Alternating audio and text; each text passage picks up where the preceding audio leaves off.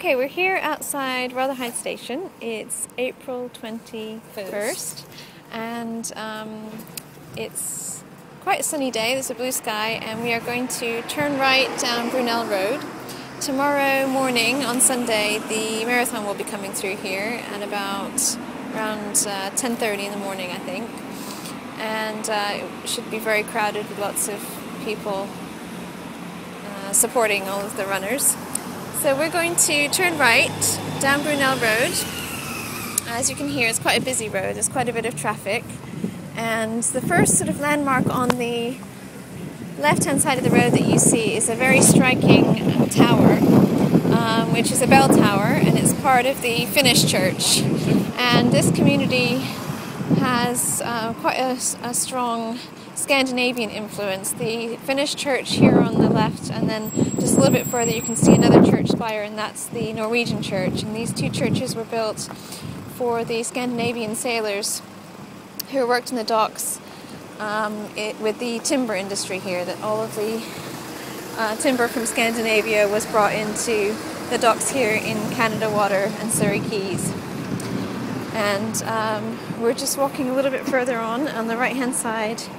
You see some housing estates, and we're going to carry on. Next to the Finnish church is Rotherhithe Library, and a little bit further on you can just see the Norwegian church coming through. And if you have a good look at it, you can see on top of the roof, you can see a tiny boat, a golden boat, which probably on the spire, at the top of the church spire. Exactly, it's on top of the church spire, and well, it probably resembles the shipping and sailors coming here from Scandinavian to. That's right. Yeah, it's very distinctive. Yeah, it's part of the weather vane on the top of the church. Yes, the Finnish church is a very modern building, and the Norwegian church is more of a traditional red brick building. So we're now kind of coming to the sort of intersection here ahead, and we're going to take a right onto Rotherhithe Street.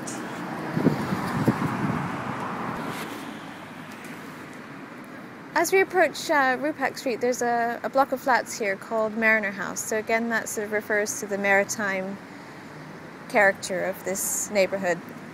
And just beyond the church, you can see a sort of Tudor-style building. I don't know if that's authentic or it's a sort of modern take on that style, but it is quite distinctive just behind the church. Yeah. Well, we did quite some research on this area and nothing turned up on that building, so we have to... Maybe it's a more modern take on it. Yeah, we have to have a look at it when we get back home. So you now... can also see, just by the Norwegian church, there's a sort of archway, and I think that's that leads to the entrance of the Rotherhithe Road Tunnel, which is different from the Thames Tunnel, which we'll tell you more about later. But it often the two get confused. It's the road tunnel that was built just at the beginning of the 20th century, and the Thames Tunnel is the very first tunnel ever built under a river, and we'll be telling you more about that later. So now we've turned right onto Rotherhithe Street, and it's a very residential area here. There's a green area to the other side on the left, but we're kind of going down this narrow street, and you can see the Ship Pub ahead, and it looks like they've got lots of flags flying for St. George's Day. And when you get to the Ship Pub, the road sort of splits into two, and we're going to take the left-hand side of the road, and this is called Elephant Lane. But just before you get to the pub, on the right-hand side, there's a community centre here called Time and Talents. You can probably hear some of the music. There's some kind of festival or event going on today. Let's have a look.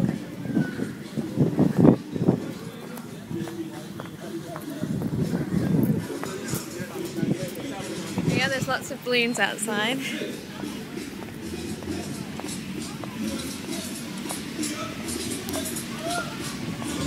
Perhaps we can ask someone what they're doing. Yeah, there's a bouncy castle. Yeah. Is this a birthday party or what's happening today? Is this a birthday party or? Yes. Oh, so it's someone's birthday today. Oh, that's great. How old are they? 2 and 3. 2, yeah, 2. How many? Is it just one child's birthday? Or? Okay. Thank you. Thank you. Is this a speaker? Yeah. Oh, are you recording it? Yeah, we're just recording a little tour of the area of Rotherhithe. And everything what happens here. Yeah, does it go on news? Sorry? Does it go on the news? No, we're just doing it for our class. Do you want it to go on the news? Yeah? Do you want to become famous? Or you want to come on TV? I am, next Sunday. Are you going to come on TV on Sunday? With what? I'm going to be playing football. Football?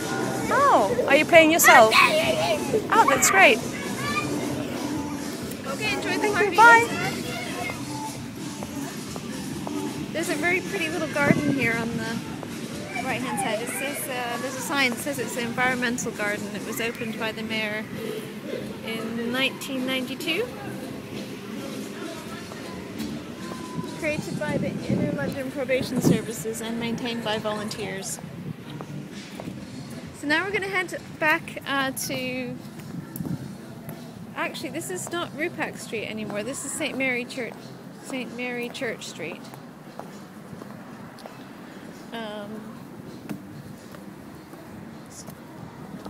So we're approaching the ship pub.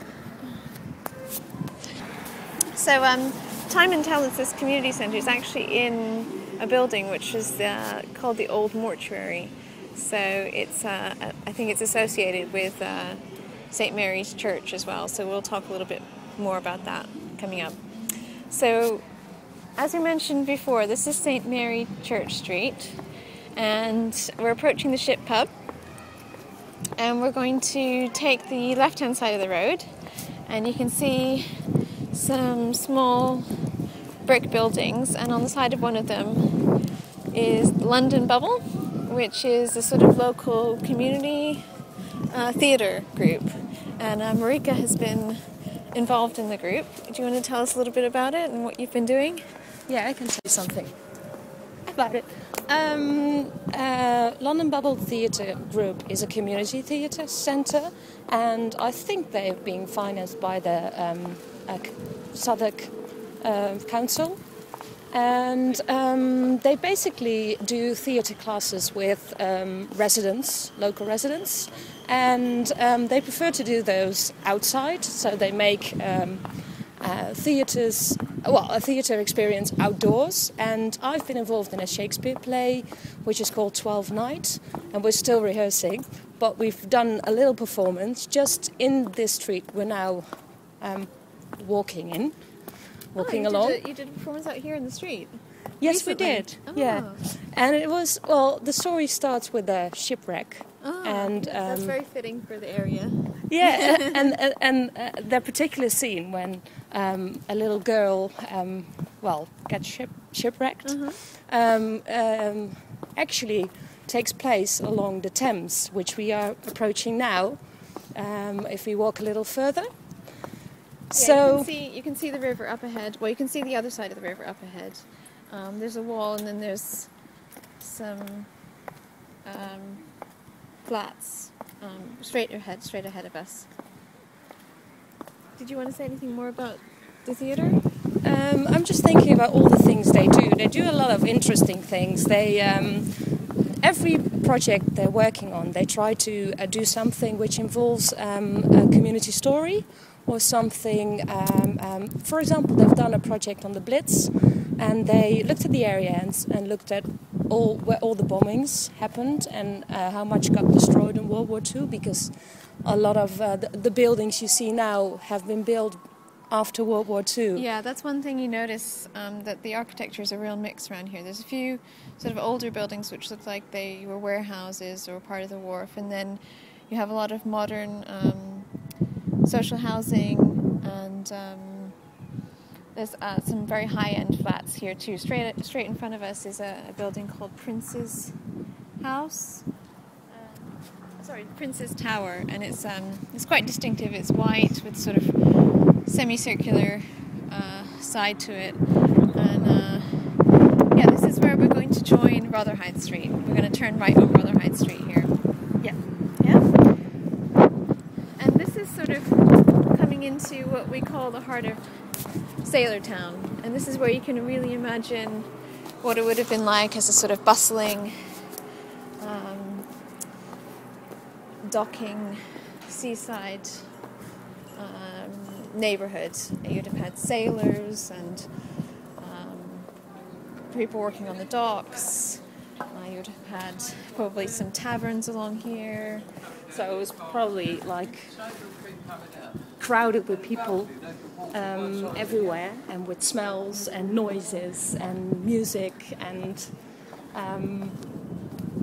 yeah, just. You've got, these are all now flats, but the buildings themselves, for the most part, look like the original warehouses, and they have bridges across between them, which gives it a very sort of atmospheric feel. These bridges are new, but the original ones would have served the purpose of joining the warehouses together so that they could pass goods between them. Yeah, and the people who worked here, so the dockers and the sailors, came from everywhere. And if you have a look around, you can see all the signs, like, for example, Bombay Court, which tells you all the destinations where the sailors came from, or where they went to afterwards, after they unloaded their goods and put them in the warehouses. So now we've come to a viewing point right on the river. This is a really nice spot, and straight across you can see Wapping, and if you turn to the left hand side you can see the Shard most distinctively, and just before that is TowerBridge, and if you turn to the right you go further down, you see further down the river. You can hear the river lapping against the shore here. And across the way you can see some of the other wharfs. So you've got Phoenix Wharf, King Henry Wharf, Gun. There's a pub called Captain Kidd named after the pirate. So you really get a sense of the shipping trade. You can imagine the river here being full of ships from one side to the other, from one direction of the river to the other. And it's very windy. So we're going to carry on now back down Rotherhithe Street.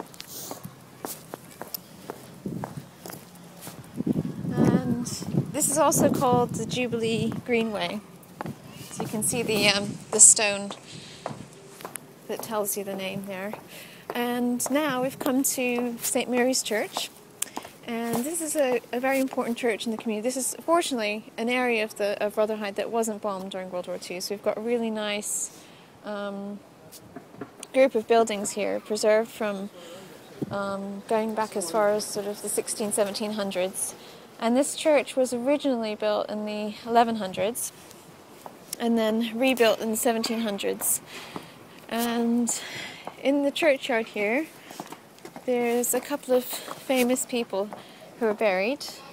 One is Captain Christopher Jones, who was the captain of the Mayflower, which actually departed with the pilgrims from Rotherhithe in 1620. And to mark that he is actually buried here, there's a statue of him holding a child. And the other person that's quite well known that's buried here is Prince Lebu.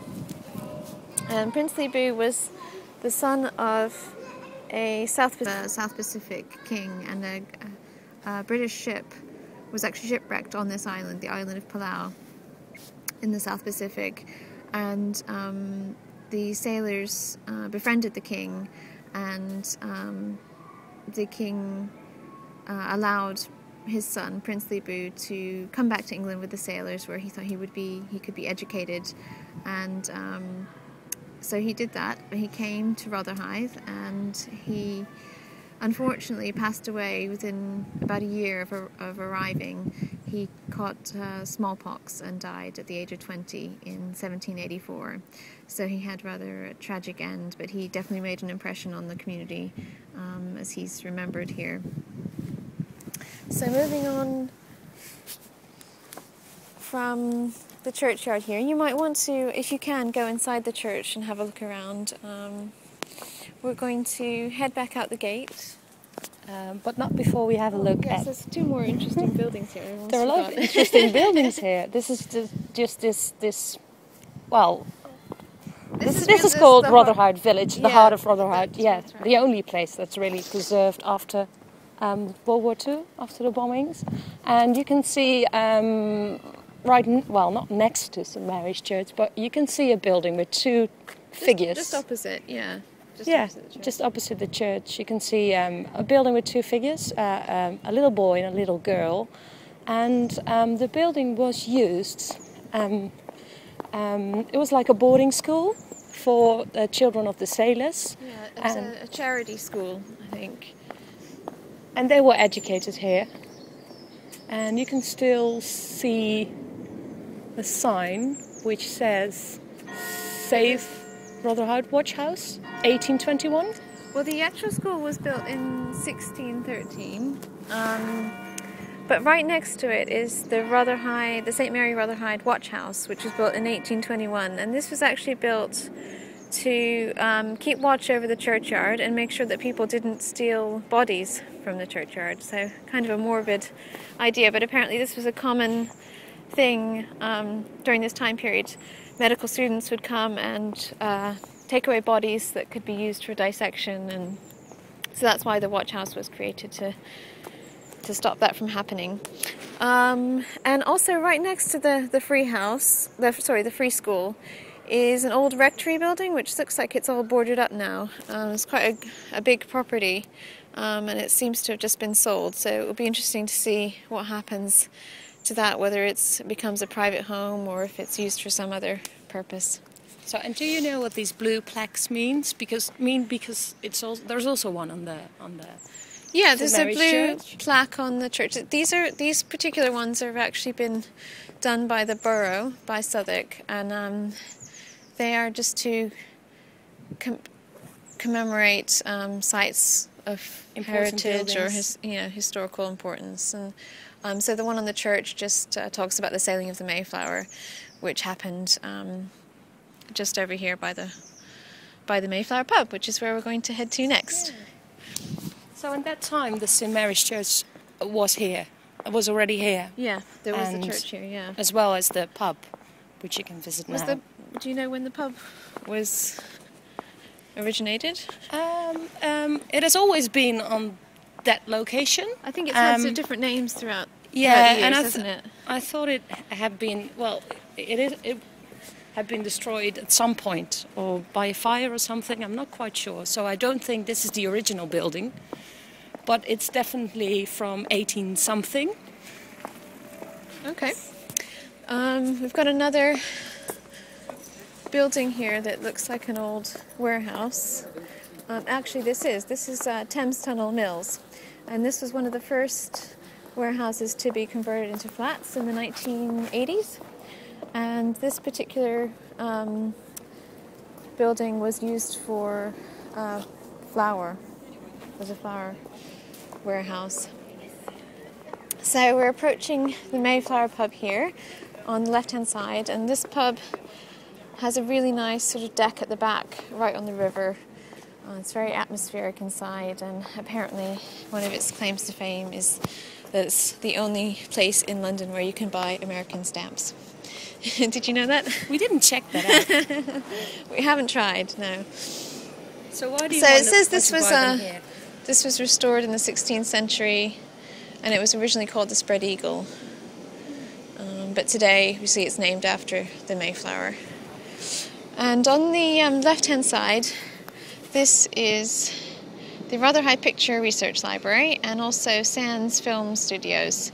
And just looking in the window, you can see some costumes, obviously been used in the films, and there's some press cuttings on the door that give you a bit more information about the film studio. And the nice thing about this sort of community centre is it's open to the public, and you can go in and you can have a look at photographs of Rotherhithe in the early 20th century, and then they also have a kind of vast library of pictures related to lots of other things as well that you can explore. Yeah, and we've been here a couple of weeks ago and talked to some locals who said that they were going to apparently use the building for apartments, so the building was going to be sold, and they didn't want that to happen. So now the Sands Films wants to see if they can save the building and keep its purpose, which it has today. And what they do is they ask the community for help.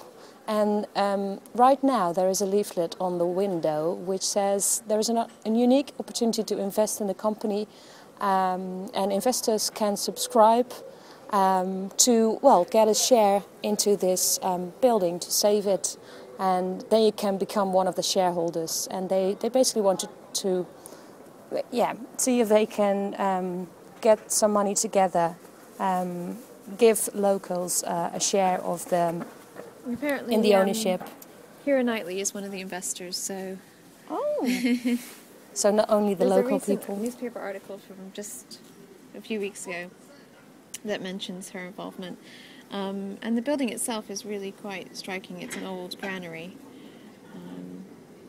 And it feels, when you go inside, it still feels very much like the original building itself. So they've done a really nice job preserving that feel.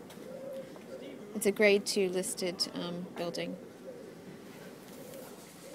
So now we're going to carry on down Rotherhithe Street, and we are approaching the Brunel Museum.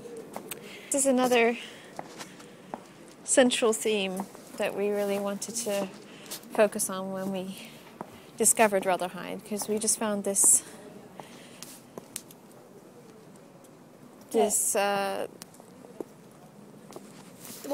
this is basically where it all began. Let's say 2 months ago, when we started to work on this project, we went over to this area to explore and to see, what it looked like, because we only had a look at the map when we started out. So our first visit was actually to the Brunel Museum, which is on your right, and they have a very lovely tiny cafe. And that's where we started to discuss the area. And when we were doing so, we happened to come into contact with Mr. Robert Hulse, who is the director for the Brunel Museum, and he started talking to us and telling us all these interesting stories about the Brunel Museum and the history of the area. And he invited us to go on one of his London walks on a Sunday morning, which we did. And it was a rainy day, but we didn't mind, because we had a lovely experience. He took us around like we are taking you around today. And in the end, to conclude this long story, is he took us into the shaft of the Thames Tunnel, which was built in the it took about 18 years to build in the end, but it opened in 1843 for pedestrians to walk underneath the river between Rotherhithe and Wapping. And this particular story, the story of this period of the Thames Tunnel, while it was just used by pedestrians, is really fascinating. And we're going to tell you a little bit more about that in another part of the podcast. But today, outside, sitting here on the bench, you can see the the circular shaft, which was actually sunk into the ground in order to start to create the tunnel. And this particular engineering innovation was the first of its kind. Mark Brunel, was the designer of it. And his son was also involved in the building, Isambard. Kingdom Brunel. And it's really the heart of the community here. We're sitting on a bench and people are passing by, children are passing by on their scooters. There's a woman working in the garden, which they've just started, which is on top of the actual shaft. And here is the pump house, which was used to stop flooding of the tunnel. Which is now the Brunel Museum. Yeah. There's a small exhibition inside, and you can learn about the tunnel. It was used as a pedestrian tunnel between 1843 and 1865, and then it was bought by the railway and became part of the train transportation system in London, which it still is today. It's now the London Overground goes through it, and we're going to take you on that experience later. So you can actually still see the original tunnel. When you get off the train in Wapping, you can look back and you can see the tunnel arches. Because it's still there. Mm-hmm. It's still there. A lot of people we've talked to the last couple of weeks just didn't know what the Thames Tunnel was. And after we finished telling our story, they asked us, is it still there today?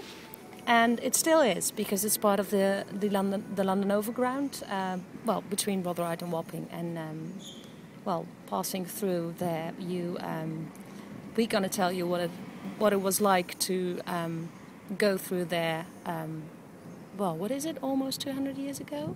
No, not that much, 150 years. 60. Yeah.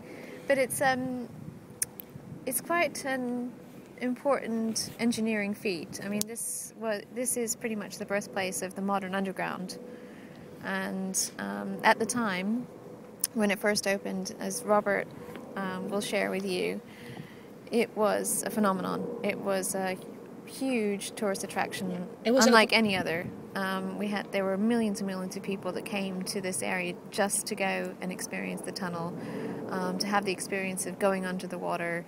It became an international festival, a fun fair, and a shopping arcade, and it was just a social phenomenon that had never been seen before. No, and especially because Rotherhithe is, almost part of East London. I mean, you can debate if it's part of East London or if it isn't. But back then, what we just told you, it was a rough sailor area, multicultural area with a shabby, reputation. It was quite a poor area. Poor area as well. And because the tunnel was built and the Queen came all the way up here to open it with a lot of pomp and circumstance.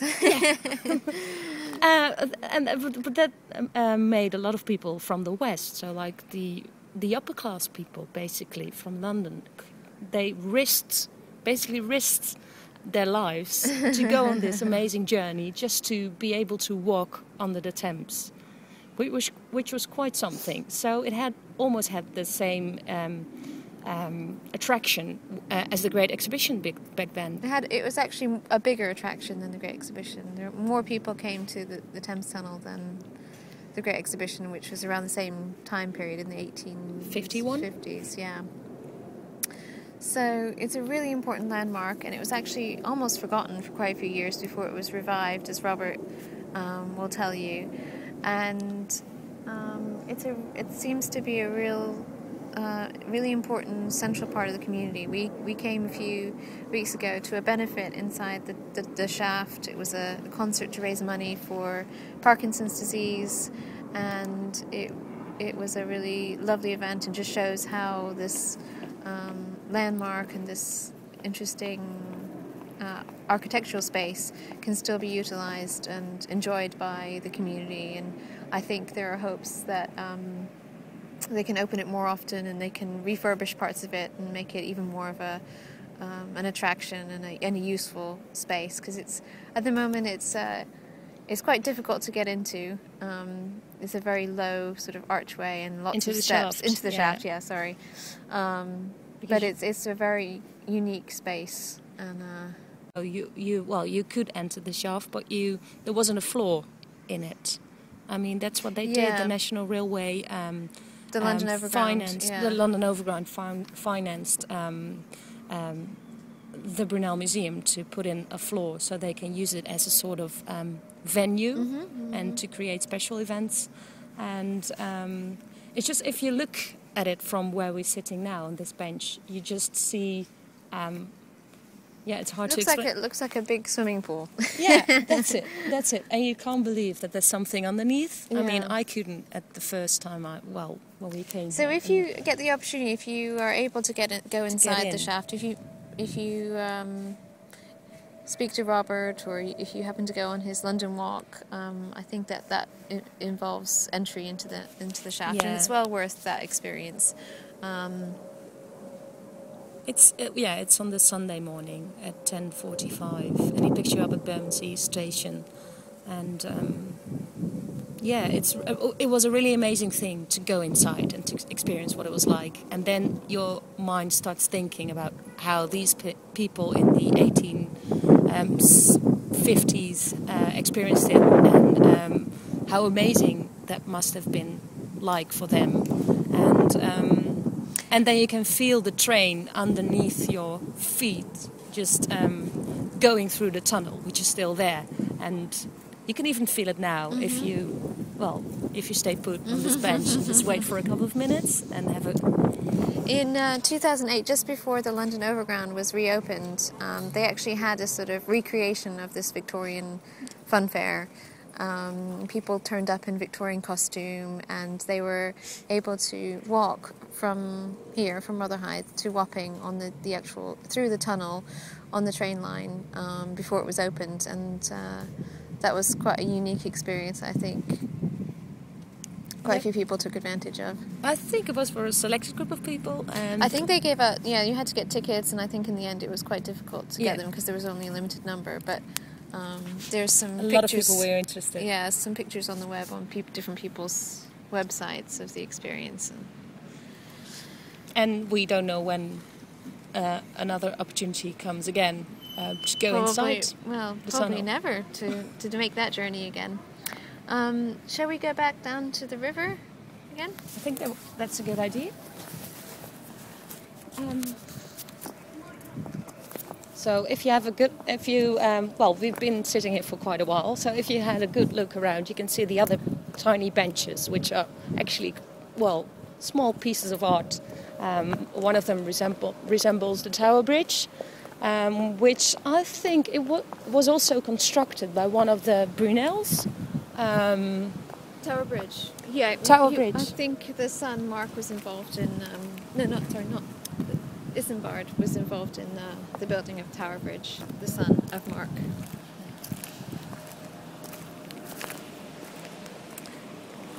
So there's a really nice view of the river here.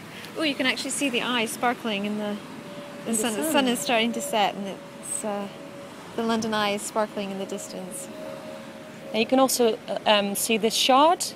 Is that what it's called? It's being built now. Yeah. It's not finished yet, but it's going to be the largest building. The tallest building in Europe? I think the world? So. Europe. Europe. So they're just finishing up, I think. And I don't know when it will be finished, but I think somewhere in 2012, this year. If you turn back to the street, straight across, you can see, you might have seen these when we were standing outside Rotherhithe Station as well. It's a huge crane, and there's a big development. It says Barrett Maple Quays. So that sounds like a new block of flats that's being built, and it's sort of named after the timber industry that the area is known for. So we'll just walk a little bit further along here and come to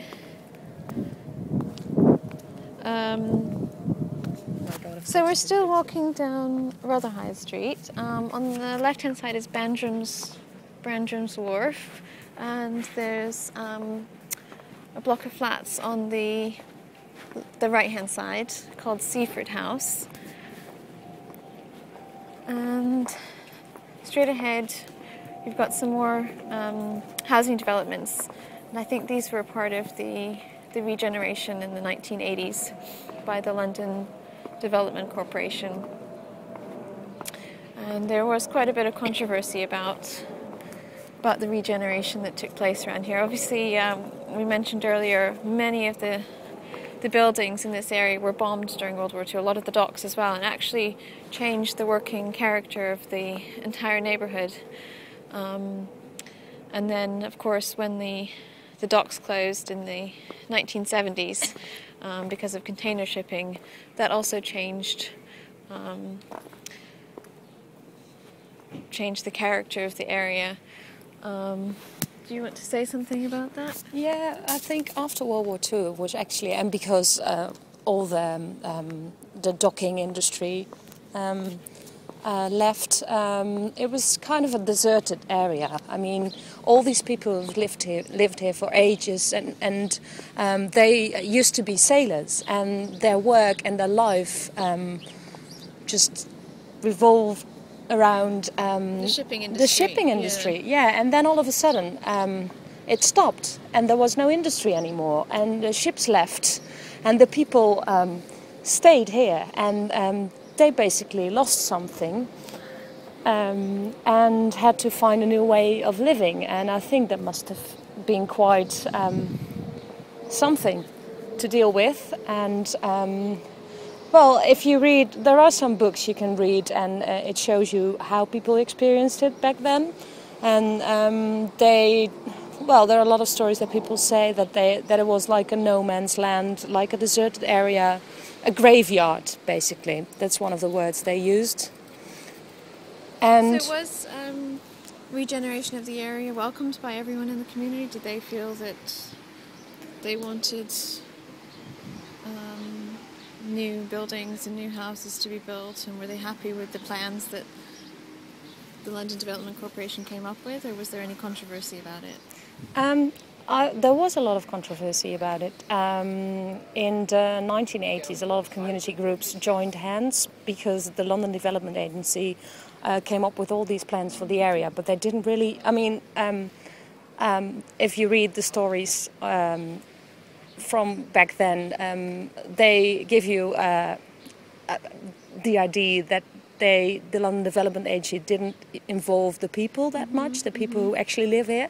So, and the people were scared that the housing prices would go up, and that they would lose their view of the river as well. And we're standing at a viewpoint along the Thames, and it's amazing that it's still here, because if you look at the plans for the area of the London Development Agency, they basically wanted to build the whole bank of the Thames. They just wanted to fill it with apartments, flats and buildings, and actually buildings that the local people couldn't afford. So there was quite a thing. And did the community come together and help to change that then? Were they able to stop that from happening? They did quite some things to overcome that, and they had meetings and made leaflets, and they tried to everything to save parts of the original area. It seems like they were successful. I mean, you do have obviously lots of flats here right on the river, but there's still a sense of space, and there's viewing points at quite a few places. And here where we're standing, this is actually called Cumberland Wharf, and there's a sculpture here that refers again to the Mayflower and the pilgrims. It's kind of an unusual sculpture. It's called Sunshine Weekly and the Pilgrim's Pocket. And Sunbeam Weekly was apparently a weekly local newspaper from the 1930s. So you've got a pilgrim father standing behind this young boy in the 1930s reading a sort of comic book that tells the story of the pilgrims. And there's a dog also kind of leaping on the boy's leg. And the Pilgrim Father is trying to turn the pages of the newspaper, and he looks quite surprised at what the boy is reading. And there's some information here, but unfortunately it's very weathered, and it's quite difficult to read. It needs a bit of a revamp for the Olympics, I think, for all the American tourists that should be passing through. But obviously it's kind of interesting to reflect on just how much attention the Pilgrims and the Mayflower's departure from here is getting, and that seems to be something that, for whatever reason, it's held up as a very important moment in history for this area, and it seems to be remembered in lots of different ways at different points in the area. So apparently over the last few ages, a lot of people left from this area by boat. I mean, the Mayflowers sailed from here and the dockers went everywhere, but also came from everywhere. They came from Scandinavia. I mean, Bombay Court probably tells you that they came from India, Asia. I think you have Greenland dock really close by this area. That was a whaling area, wasn't it? Yeah, it was. You can read a bit more about that at the Museum of the Docklands. Yeah, so if you look carefully at all the signs and all the street names and all the names of all the houses and apartment buildings, you can trace the history of all the people who came here with a certain purpose. And also, if you read through a lot of famous novels like Gulliver's Travels from Jonathan Swift, actually, Gulliver, set sail from Rotherhithe. So there must be some symbolism in there why Jonathan Swift chose this particular place. Of all the places on the bank of the Thames we see, we just see in front of us, why he chose this particular place to let his famous character depart to a lot of different destinations. Yeah, you really get a sense that Rotherhithe was a sort of quintessential riverside docking community, and that character is still very apparent in the streets, the cobblestone streets, the narrow streets, the wharfs, the warehouses, The layouts. and yet it does have a very sort of deserted feel to it. It's always very quiet here. I mean, every time we've come, we've really been struck by how it has many attractions and landmarks, and yet it's tucked away, almost forgotten, almost overlooked, compared to many other parts of London. And it's very peaceful. It's really lovely sitting here on the bench by the river as the sun starts to set. And I wonder if you go and talk to the local residents now, what they think of if the regeneration has done them any good. Okay, we are going to walk down Swan Road now, heading back towards Rotherhithe Station. And we're reaching the end of our Rotherhithe Odyssey. But we hope that you'll get a bit more sort of background on the history of the area from some of the other sound clips, especially our interview with Robert Holtz, the director of the Brunel Museum, who knows the area really well and just does a fantastic job sort of bringing some of this history to life in our interview. In a variety of ways. Yeah. Take that journey from Rotherhithe to Wapping through the Thames Tunnel on the London Overground, and look out for the plaque on the way down on the stairway down to the platform at Rotherhithe. And then once you get off the platform at Wapping, if you just go up the stairs a little bit and just turn around and wait for the next train to come, when it approaches and the lights light up, you will see the tunnel behind you. You'll see the archways of the tunnel, and you can see that original stone brickwork, and you'll get a real sense of what the tunnel looked like to pedestrians who walked through it in the 1800s. Once you get to Wapping, you might want to get off the train and head up towards the river and just take a look back across the river at Rotherhithe to the place that you've just been exploring and have a look at it from that perspective. And we hope you've enjoyed your journey, and I hope this has inspired you to learn more about Rotherhithe and discover some other places. We've just kind of skimmed the surface here. There's a lot more to discover, and we hope you've enjoyed it. Thank you.